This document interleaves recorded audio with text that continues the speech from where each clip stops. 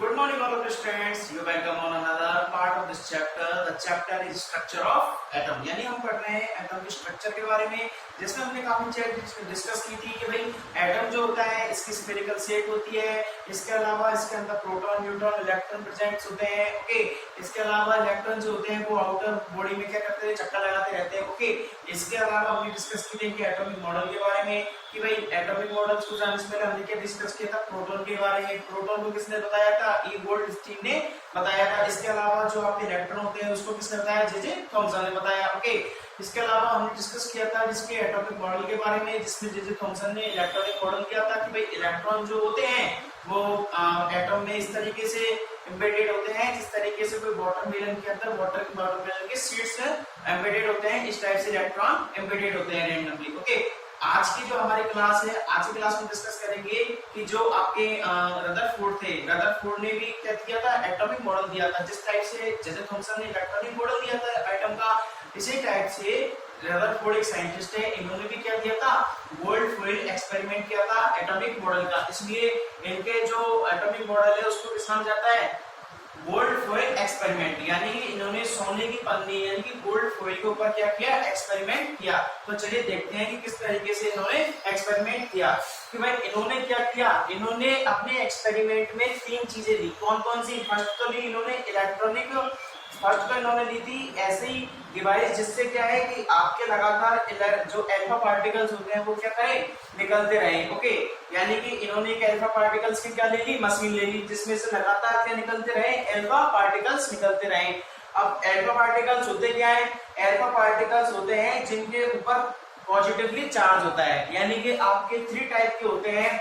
एक तो होता है अल्फा पार्टिकल, एक होता है बीटा पार्टिकल और एक होता है गामा पार्टिकल। ओके, यानी कि जो आपके अल्फा पार्टिकल होते हैं इस पे कौन सा चार्ज होता है, पॉजिटिव चार्ज होता है। इसके अलावा जो बीटा होता है इसके ऊपर कौन सा चार्ज होता है, नेगेटिव चार्ज होता है। एंड लास्ट आपके जो गामा चार्ज होता है, गामा पे कौन सा चार्ज होता है, कोई भी चार्ज नहीं होता है। यानी कि ये कैसा होता है, न्यूट्रल होता है। कैसा होता है, न्यूट्रल होता है। ओके, अब हम कौन सा पार्टिकल्स ले रहे हैं, अल्फा पार्टिकल्स। ओके, यानी कि हमको कौन सा चार्ज चाहिए, पॉजिटिव चार्ज चाहिए। ओके, यानी कि हमने इसमें क्या किया, मॉडल में लेने के लिए रदरफोर्ड ने कि इन्होंने एक क्या दिया, अल्फा पार्टिकल्स की बमबारी कराने के लिए एक मशीन ली। ओके, नेक्स्ट इन्होंने क्या लिया, एक गोल्ड की फॉइल ली यानी कि सोने की पन्नी ली। ओके, इसके अलावा इन्होंने यहाँ पर क्या रखा, एक बड़ा सा यानी कि जो गोल्ड फॉइल है इसको कवर किया किससे, फ्लोरोसेंट स्क्रीन से। अच्छा, फ्लोरोसेंट स्क्रीन क्या होती है, फ्लोरोसेंट स्क्रीन होती है जिस पर कोई भी अगर रे आती, कोई भी किरण अगर इस पे आती है, इस पे टकराती है तो ये क्या हो जाती है, जल जाती है, जिससे पता चल जाता है कि इस पे कोई रे क्या की है, आई है। ओके, अब शुरू करते हैं कि इन्होंने किस तरीके से किया। इन्होंने क्या किया कि इस मशीन को ऑन किया। ओके, अब इसमें से लगातार इन्होंने क्या निकलवाए, अल्फा पार्टिकल्स इन्होंने निकलवाए।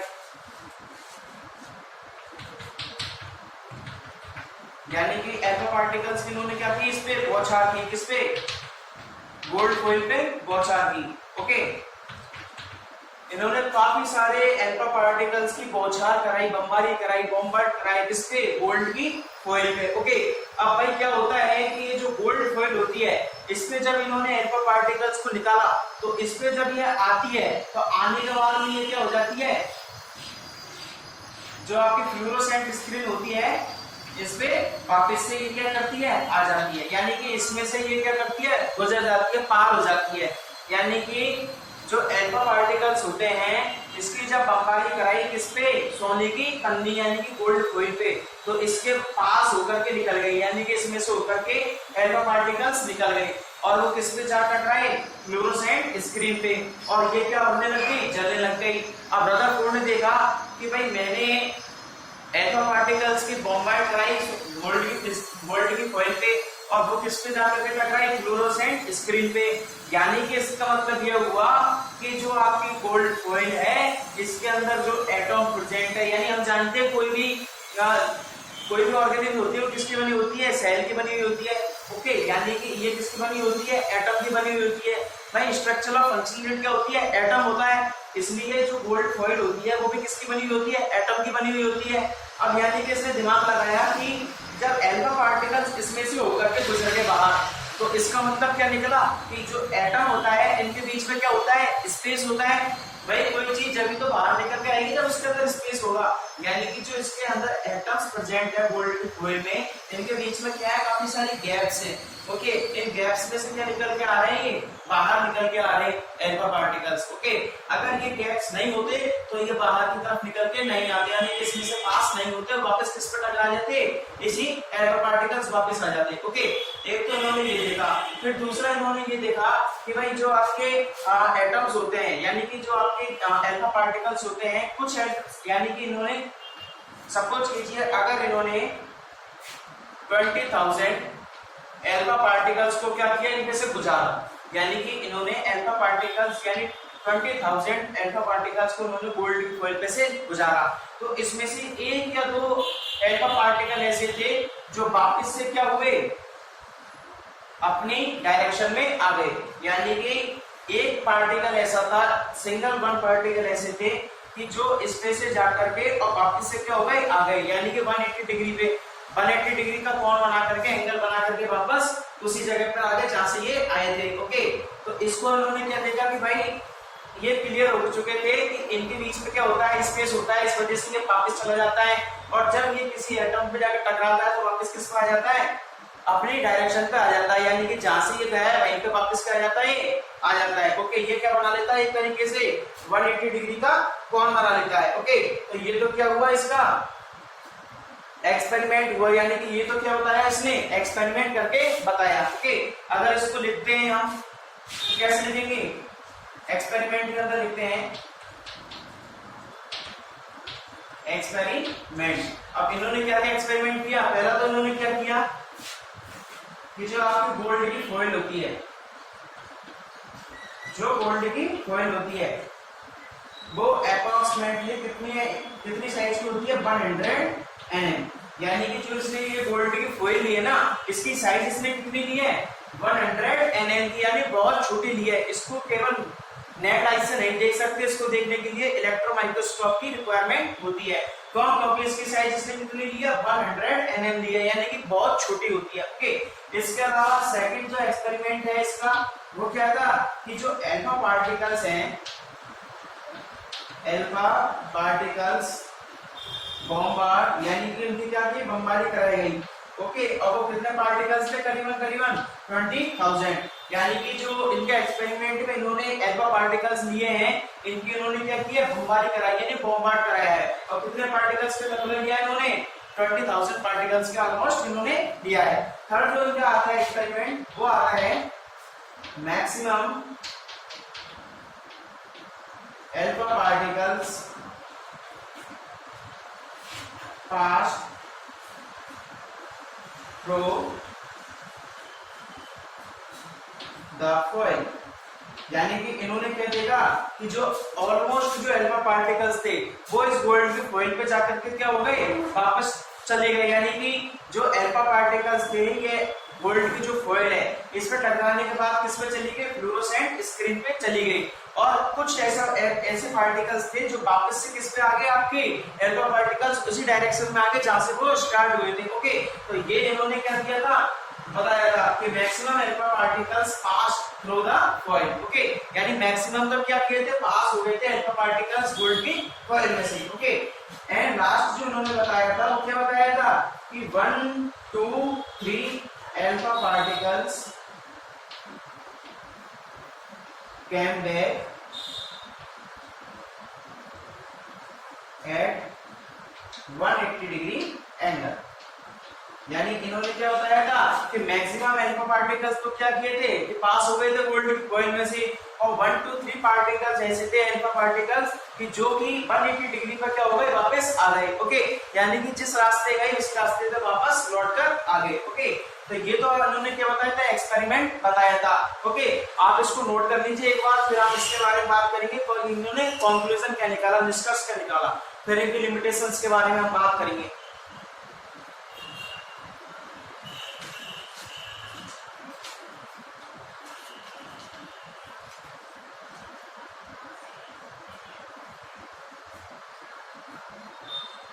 ओके, यदि हम बात करें इसके कंक्लूजन्स की, यानी निष्कर्ष की कि इस वाले एटॉमिक मॉडल से इन्होंने क्या निष्कर्ष निकाला, क्या कंक्लूजन निकाला।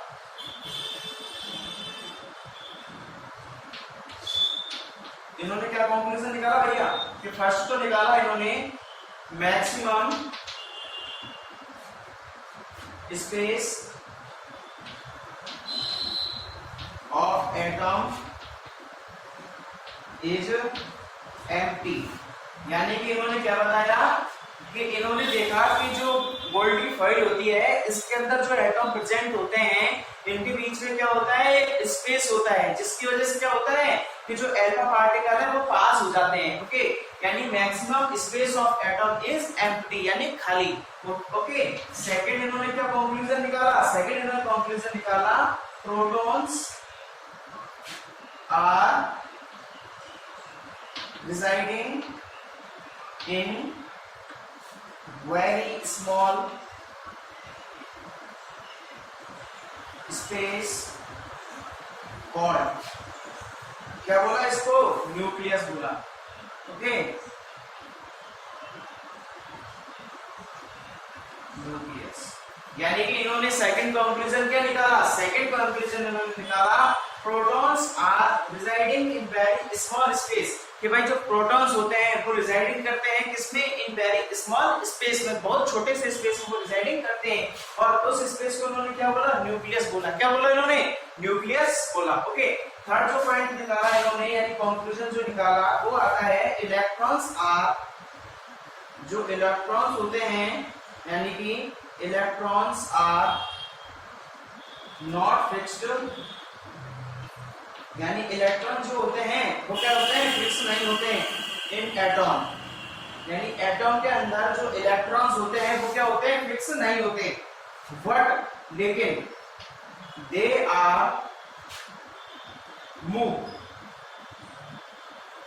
यानी इन्होंने क्या थर्ड कंक्लूजन निकाला, इन्होंने थर्ड कंक्लूजन निकाला कि जो इलेक्ट्रॉन्स होते हैं वो एटम के अंदर कभी भी फिक्स नहीं होते, कि भाई इस जगह ये इलेक्ट्रॉन प्रेजेंट होता है, लेकिन जो इलेक्ट्रॉन्स होते हैं वो सभी जगह क्या करते रहते हैं, रेंडमली मोशन करते रहते हैं, यानी कि मूव करते रहते हैं पूरे एटम के अंदर। तो ये तो इन्होंने क्या निकाला, कंक्लूजन निकाला। फर्स्ट कंक्लूजन इन्होंने क्या निकाला, फर्स्ट कंक्लूजन इन्होंने निकाला maximum space of atom is empty, यानी कि इसका जो अधिकांश जो मैक्सिमम एटम्स है वो क्या होते हैं, उनकी जगह खाली रहती है, यानी कि उसमें स्पेस होता है। ओके, सेकंड पॉइंट इन्होंने क्या बताया, सेकंड पॉइंट इन्होंने बताया protons are residing in very small space, यानी कि जो प्रोटॉन्स होते हैं वो रिजाइडिंग करते हैं वेरी स्मॉल स्पेस के अंदर, और उस स्पेस का इन्होंने क्या नाम बताया, न्यूक्लियस बताया, यानी नाभिक बताया। या ओके, यानी कि इन्होंने क्या बताया कि भाई जो आपके न्यूक्लियस होता है यानी कि जो आपके नाभिक होता है उसके अंदर क्या प्रेजेंट होता है, आपके प्रोटॉन प्रेजेंट होता है। ओके, इन्होंने ये बात बताई कि न्यूक्लियस के अंदर आपके क्या प्रेजेंट होता है, प्रोटॉन प्रेजेंट होता है। ओके, थर्ड पॉइंट इन्होंने क्या बताया, थर्ड इन्होंने कंक्लूजन निकाला कि electrons are not fixed in atom, कि एटम के अंदर कोई भी इलेक्ट्रॉन क्या होते हैं, फिक्स नहीं होते। ओके, बट लेकिन दे आर मूव, लेकिन जो इलेक्ट्रॉन होते हैं वो हमेशा एटम के अंदर क्या करते रहते हैं, मूव करते रहते हैं। ऐसा इन्होंने क्या निकाला, ये कंक्लूजन निकाला। आप इसको भी एक बार नोट कर लीजिए। अब हम बात करेंगे इनकी लिमिटेशंस के बारे में, कि जो लिमिटेशंस थी, इनकी जो सीमाएं थी वो क्या क्या थी।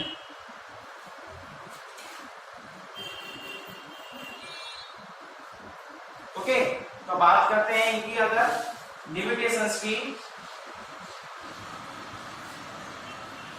बहुत इजी है, कोई प्रकार की टेंशन नहीं लेनी। लिमिटेशंस यानी सीमाएं, यानी कि हर एक मॉडल की भी क्या होती है, लिमिटेशंस होती है, कि इस हद तक इन्होंने ये मॉडल दिया।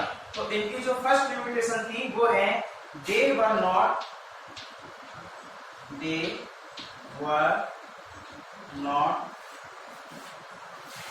Able to explain the stability of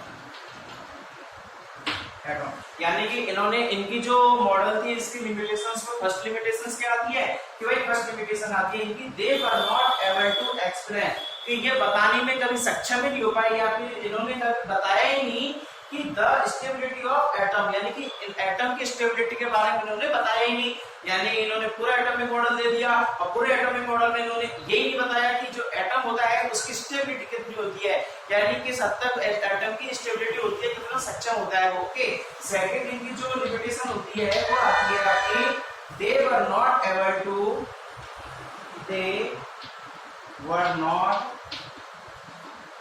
able to explain about the velocity of electron.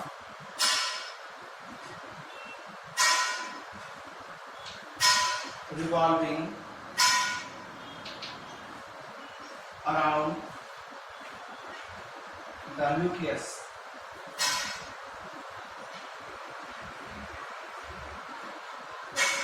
Okay, यानी कि सेकंड इनकी जो लिमिटेशन आती है मॉडल की वो क्या आती है कि they were not able to explain about the velocity of electron, यानी कि ये कभी बताने में सक्षम नहीं हो पाए और इन्होंने इसके बारे में कोई बताया नहीं कि जो वेलोसिटी होती है इलेक्ट्रॉन की उसके बारे में इन्होंने बताया नहीं। रिवॉल्विंग अराउंड द न्यूक्लियस, जो कि न्यूक्लियस के चारों ओर इलेक्ट्रॉन्स प्रेजेंट होते हैं ना, उनकी वेलोसिटी क्या होती है, उनका घनत्व क्या होता है, तो उनके बारे में इन्होंने बताया नहीं। ओके, ये तो इनकी क्या होगी, लिमिटेशन होगी। ओके, रदरफोर्ड एटॉमिक मॉडल था, इसका सेकंड नेम क्या है, गोल्डफील्ड एक्सपेरिमेंट। इन्होंने क्या किया, एल्फा पार्टिकल्स की बौछार कराई, यानी बमबारी कराई, बमबार्ड कराया किसके ऊपर, गोल्ड की फॉइल के ऊपर। गोल्ड की जो फॉइल है इसकी एक्चुअल साइज कितनी ली इसमें इन्होंने 100 nm, nm का मतलब नैनोमीटर। ओके, अब इन्होंने क्या किया, इन्होंने देखा कि जब आपके 20,000 अल्फा पार्टिकल जो थे उसमें से काफी सारे यानी मैक्सिमम अल्फा पार्टिकल्स ऐसे थे जो कि इसमें से क्या हो गए, पास आउट हो गए, यानी अल्फा यानी कि जो गोल्ड फॉइल है इसमें से बाहर निकल के किस पे आ गए, आपके फ्लोरोसेंट स्क्रीन पर आ गई और ये क्या हो गई, साइन करने लग गई, चमकने लग गई। ओके, तो इन्होंने क्या देखा कि भाई अधिकांश जो अल्फा पार्टिकल्स होते हैं वो इस वजह से इसमें से पास आउट होते हैं। क्यों, क्योंकि इसके अंदर एटम्स जो होते हैं उनके बीच में क्या होता है, स्पेस होता है, इस वजह से क्या होता है कि ये इसमें से निकल के आ जाते हैं, पास आउट हो जाते हैं।